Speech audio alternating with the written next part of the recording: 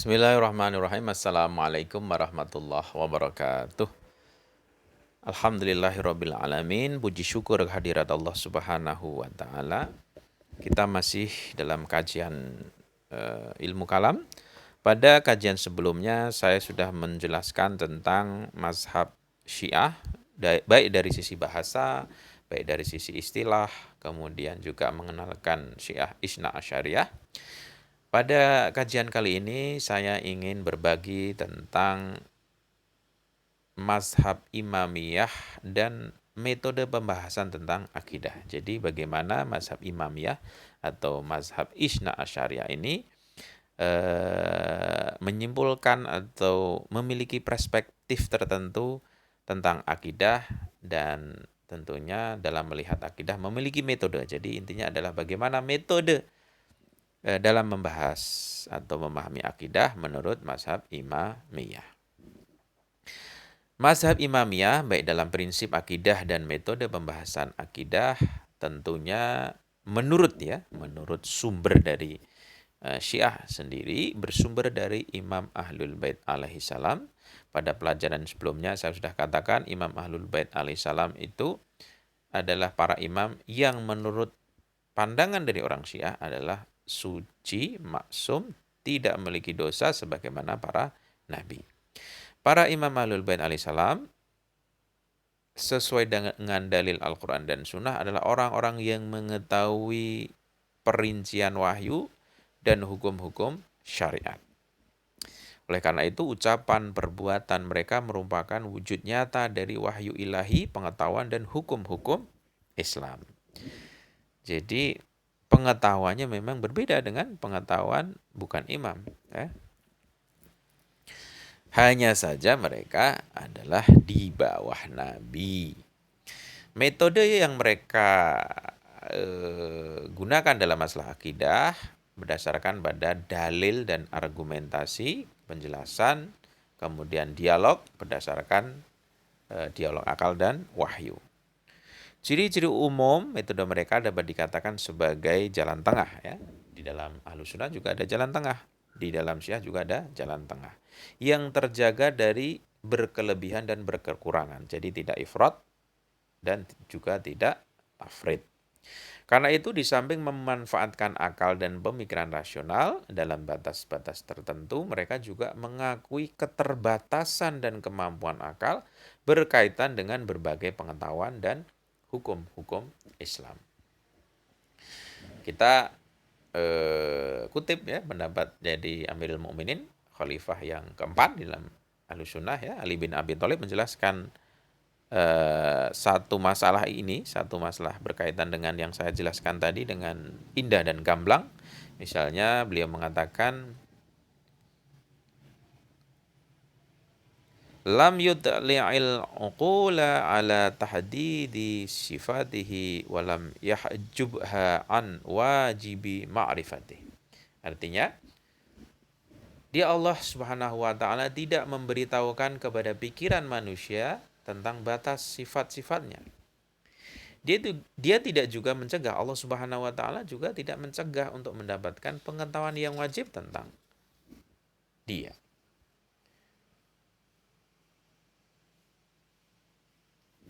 Kemudian Ali bin Abi Thalib menjelaskan bahwa pengertian sebagian ayat Al-Quran itu juga dijelaskan oleh ayat yang lain, dan satu sama lain itu saling menerangkan dan menjelaskan ya di dalam surat. Nah, di dalam Al-Quran juga disebutkan demikian. Yuntiqu ya'duhu bi ba'din wa yashhadu ba'duhu ala ba'din. Bagian yang satu berbicara bagi bagian yang lain, dan satu bagian membenarkan yang lain. Nah, ini dalam ulumul Quran dikenal dengan tafsir Quran bil Quran, ya, baik di dalam Ahlus Sunnah maupun Syiah ada. Tidak masalah itu. Jadi pengertian ini juga ada di dua mazhab. Ali bin Abi Thalib juga menerangkan bahwa dalam usaha memahami firman Allah Subhanahu wa taala, seorang harus merujuk pada keluarga Nabi sallallahu alaihi wasallam, disebut dengan al-itrah, di mana Nabi Shallallahu Alaihi Wasallam menjadikan mereka sebagai sahabat Al-Quran guna mengetahui rincian dan rahasia pengetahuan. Misalnya Di dalam Najul Balagh ya, seperti yang saya katakan sebelumnya, saya ulangi lagi bahwa rujukan ke kalam Syiah Isna Asyariyah itu adalah Al-Quran, hadis, dan juga ucapan-ucapan khutbah dari para imam. Nah, imam yang pertama adalah Imam Ali bin Abi Thalib. Tentunya juga dari hadis Nabi, tetapi dirinci oleh para imam. Dikatakan oleh Ali bin Abi Thalib, maka kemana kalian akan pergi? Mengapa kalian masih berpaling? Tanda-tanda petunjuk adalah jelas. Petunjuk atau kebajikan adalah jelas. Menara cahaya telah ditetapkan. Kemana kalian disesatkan dan betapa kalian meraba-raba. Padahal pada kalian ada itrah Nabi. Mereka adalah kendali kebenaran, pertanda keimanan, dan lidah kebenaran. Maka tempatkan mereka pada sebaik-baik kedudukan sebagaimana yang kalian berikan pada Al-Quran. Dan datanglah kepada mereka untuk memuaskan dahaga atau petunjuk sebagaimana unta haus mendekati air. Kemudian dalam metode Isna Asyariyah, dalam hal metode mereka tidak terdapat penyerupaan atau tashbih, ya, mereka tidak melakukan tashbih dan penolakan sifat atau taktil, tidak juga menerima keterpaksaan atau jabr, tidak juga menerima kebebasan mutlak atau tafwid, dan setiap perkara yang padanya terjadi sikap berlebihan atau ifrat atau berkekurangan. Jadi menolak ifrat dan tafrid, maka sikap mereka adalah jalan tengah. Sebagaimana kata-kata Ali bin Abi Thalib menyifati metode ini, di kanan dan di kiri ada jalan-jalan yang menyesatkan, hanya jalan tengah yang merupakan jalan yang benar. Pada jalan ini ada kitab abadi dan sunnah Nabi. Darinya sunnah tersebar dan kepadanya tempat kembali. Ya, di dalam Nazhul Balaghah khutbah yang ke-16. Kemudian ciri-ciri khusus ini yang membuat ilmu kalam Syiah ya tentunya berbeda dengan kalam yang lainnya. Kemudian untuk memperjelas kita kutip pendapat dua tokoh, yaitu Alamah Tabatabai dan Mutahari. Tabatabai dalam membantah pendapat yang menganggap akidah keyakinan Syiah dan Mu'tazilah adalah sama. Jadi ada anggapan bahwa keyakinan Syiah dan Mu'tazilah itu sama. Kemudian dibantah oleh Tabatabai. Dia mengatakan ada sebagian yang menganggap bahwa berkaitan dengan ilmu kalam dan akidah pemikiran Syiah adalah sama dengan pemikiran Mu'tazilah. Anggapan ini sama sekali tidak berdasar. Kenapa? Karena prinsip-prinsip yang diriwayatkan dari para imam Ahlul Bait dan dijadikan sandaran oleh Imamiyah sama sekali tidak sesuai dengan yang ada di dalam mazhab Mu'tazilah. Kemudian tokoh yang kedua Mutahari. Mutahari dalam menjelaskan perbedaan metode pemikiran Syiah dengan yang lain mengatakan bahwa metode penalaran dan pemikiran Syiah bukan hanya berbeda dan bertentangan dan pemikiran Hambali yang mengingkari total penggunaan dalil-dalil rasional berkaitan dengan masalah-masalah akidah, juga pemikiran Asy'ari yang menjadikan akal sebagai landasan pemikiran lalu dijadikan mengikuti pengertian lahiriah kata-kata, serta berbeda dengan pemikiran Mu'tazilah yang berkecenderungan pada akal, karena pemikiran Mu'tazilah sekalipun rasional tetap berbentuk dialektika atau jadali dan bukan demonstratif atau burhani. Oleh karena itu sebagian besar filsuf muslim adalah Syiah. Ini dikatakan oleh Mutahari. Jadi sekali lagi kata Mutahari, Syiah berbeda ya dengan Hambali karena mengingkari total penggunaan dalil-dalil rasional berkaitan dengan masalah akidah. Syiah juga berbeda dengan Asy'ari yang menjadikan akal sebagai landasan pemikiran lalu dijadikan mengikuti pengertian lahiriah kata-kata. Kemudian juga berbeda dengan Mu'tazilah karena cenderung akal. Pemikiran Mu'tazilah meskipun rasional tetap berbentuk jadal, sementara dalam tradisi Syiah demonstratif. Kemudian dalam buku Kalam Syiah ada kalanya dijumpai para mutakalim Syiah yang terpengaruh oleh sebagian mazhab atau aliran kalam pada masanya. dan berbicara sebagaimana metode mazhab dan aliran tersebut.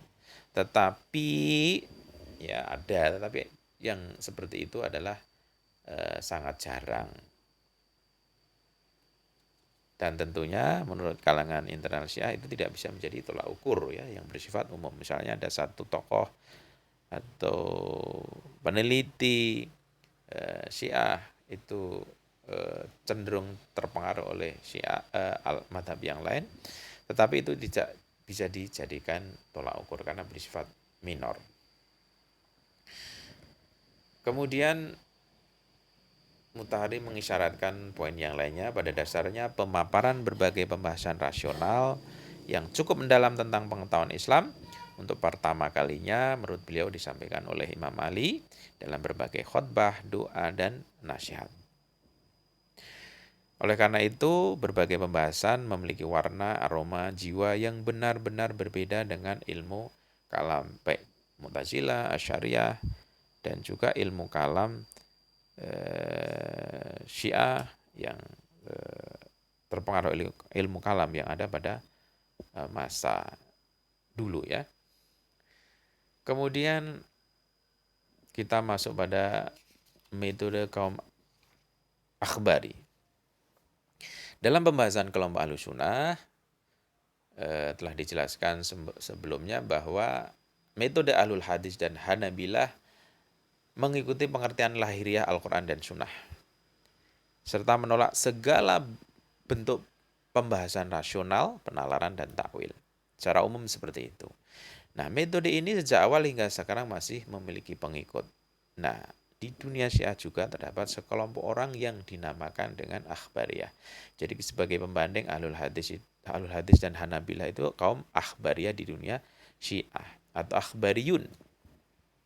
Nah, kelompok ini khusus pada abad ke-11 atau ke-12 Hijriah sangat aktif, dan setelah itu mereka relatif masih ada.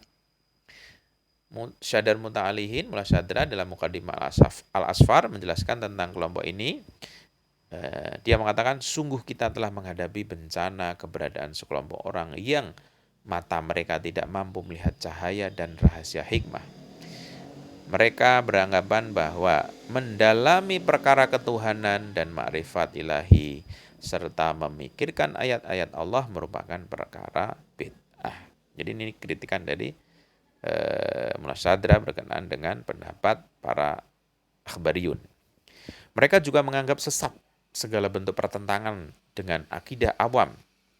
Seakan-akan mereka itu adalah kaum Hanabilah dan Ahlul Hadis yang menganggap masalah wajib, keserba wajiban, mungkin keserba mungkinan, qadim, keabadian, kekekalan, keterdahuluan, hadis, kemakhlukan, keterciptaan, temporalitas merupakan satu masalah mutasyabihat atau perkara samar-samar dan tidak jelas. Dan pemikiran mereka tidak melampaui batas-batas benda-benda dan materi. Jadi hakikatnya sama antara Akhbariyun dan Hanabilah di dalam misalnya tradisi Ahlul Hadis. Ada sebagian pendukung metode tersebut yang menganggap masalah tauhid merupakan masalah ta'abudi dan akal tidak mampu menetapkannya. Jadi persoalan ta'abudi bagi Ahlul Hadis, persoalan tauhid adalah persoalan ta'abudi bagi Ahlul Hadis atau Akhbariyun, dan akal tidak mampu menetapkannya. Di antara pendukung metode tersebut ada kalanya menjadikan kalimat ya, misalnya perhatikanlah keyakinan para tua.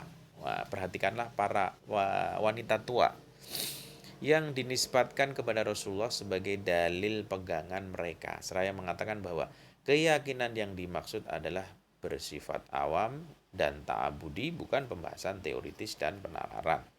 Ini berkaitan dengan keterangan ya, keterangan wanita tua ya, nanti kita jelaskan. Tetapi pertama, tidak ada dalil kuat bahwa kalimat tersebut berasal dari Rasulullah. Almarhum Mirza Kumi dalam Qawanin al-Usul jilid kedua pada pembahasan tidak dibenarkan bertaklid pada prinsip agama, tidak mengakui kebenaran hadis tersebut berasal dari Nabi, dan mengatakan bahwa kalimat tersebut dinisbatkan kepada Sufyan Tsauri dari para pendukung metode tafwid dalam pembahasan akidah. Yang kedua, mereka yang menukil kalimat tersebut sebagai hadis Nabi menceritakan kisah seorang wanita tua yang sibuk memutar roda penggulung benangnya, dan ketika Nabi bertanya kepadanya, dengan dalil apa engkau mengenal Allah? Wanita pun melepas tangannya dari pegangan roda dan roda pun berhenti berputar. Dia meyakini perkara itulah yang menjadi bukti atas keberadaan Allah. Dari kejadian inilah kemudian Nabi bersabda, perhatikanlah keyakinan para wanita itu. Kemudian menurut penukilan ini, wanita tua itu pada hakikatnya menjelaskan dalil penggerak pertama Aristoteles dengan satu perbuatan yang sederhana, yang dalam hal ini Nabi menghendaki agar mereka tidak mengabaikan dalil rasional serta menjadi lebih rendah dari para wanita tua itu. Demikian tadi penjelasan sekilas tentang mazhab Imamiyah dan metode dalam membahas akidah. Pada intinya adalah jalan tengah, tidak berkekurangan dan tidak berlebih-lebihan. Kemudian selain merujuk pada Al-Quran, hadis, juga Isna Asyariyah merujuk pada ucapan dari para imam maksum. Nah, berkenaan dengan ilmu kalam terutama sudah dimulai sejak zamannya Ali bin Abi Thalib. Para sahabat telah mencatatnya, dan yang dijadikan rujukan diantaranya adalah khutbah dari Ali bin Abi Thalib yang dibukukan dalam kitab Nazhul Balaghah. Demikian tadi penjelasan dan informasi singkat tentang metode yang dipakai oleh mazhab Isna Asyariyah. Semoga bermanfaat. Sekian, wassalamualaikum warahmatullahi wabarakatuh.